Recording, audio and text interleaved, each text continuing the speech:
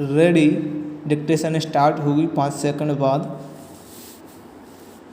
Start. पूर्व प्रधानमंत्री राजीव गांधी के हत्यारों की रिहाई का हक मांग रही तमिलनाडु सरकार के रवैये पर संविधान पीठ ने कई तल्ख टिप्पणियां की। ब्रह्म अदालत का कहना था कि मुजरिमों की तरफदारी करते वक्त उन्हें पीड़ितों का पक्ष भी देखना चाहिए। ब्रह्म किसी मुजरिम को उम्र कैद की सजा इसलिए दी जाती है ताकि उसे और दीगर लोगों को यह मालूम चले कि उसका जुर्म कितना गंभीर था। ब्रह्म अदालत में जिरह के दौरान राज्य सरकार के वकील की ओर से जब यह दलील आई थी कि फिर अदालत अपराधी को फांसी की सजा क्यों नहीं सुनाती। ब्रह्म इस पर अदालत का कहना था कि फांसी हो जाने से बात जल्द खत्म हो जाती है, लोग भूल जाते हैं। ब्रह्म लेकिन यदि कोई उम्र भर जेल में रहता है तो उसे अपने जुर्म की लगातार सजा मिलती है। ब्रह्म हमारा कानून और अदालत भी उन कैदियों को जिंदा रखना और दुख देना चाहती है जिससे उन्हें अपने जुर्म और पीड़ित परिवार के दर्द का अच्छी तरह से एहसास हो।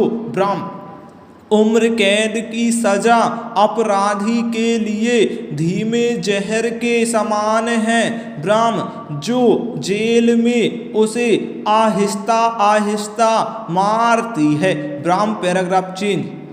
कानून के मुताबिक दंड प्रक्रिया संहिता की धारा 432 और 433 के तहत उम्र कैद की सजा पाए कैदियों की सजा माफ करके उन्हें रिहा करने के राज्यों के बहाल किए गए अधिकार का सिर्फ उन्हीं मामलों में राहत देने के लिए इस्तेमाल हो सकता है जिनमें ऐसे कैदी 14 या इससे अधिक साल जेल में बिता चुके हैं। ब्रह्म इस अधिकार का उन मामलों में इस्तेमाल नहीं किया जा सकता जिनमें सजा की अवधि जीवन समाप्त होने तक जारी रखने के बारे में स्पष्ट रूप से कहा गया हो। ब्रह्म उन मामलों में भी माफी पर विचार नहीं किया जा सकता जिनमें स्पष्ट रूप से कहा गया है कि ऐसे कैदी को 20 से 25 साल तक जेल में रखने का आदेश हो। ब्रह्म यानी हमारे कानून में साफ साफ दिशा निर्देश हैं कि उम्र कैद की सजा पाई कैदियों को राज्य सरकारें कब माफ कर सकती हैं। ब्रह्म लेकिन इस मामले में फिर भी इन दिशा निर्देशों को जानबूझकर नजरअंदाज किया गया। ब्रह्म राजीव गांधी हत्याकांड में शामिल लोगों का अपराध कोई छोटा मोटा अपराध नहीं था। ब्रह्म यह जघन्य अपराध था। ब्रह्म लिहाजा अपराधियों की उम्र कैद की सजा को माफी देना ना तो तर्क संगत था और ना ही कानून सम्मत। ब्रह्म यही वजह है कि सर्वोच्च न्यायालय ने राज्य सरकार के फैसले पर रोक लगाते हुए इस संबंध में सख्त आदेश दिया। ब्रह्म पैराग्राफ चिन्ह अदालत के इस आदेश का असर यह हुआ कि सभी राज्यों में उम्र कैद की सजा काट रहे कैदियों की रिहाई मुश्किल में आ गई।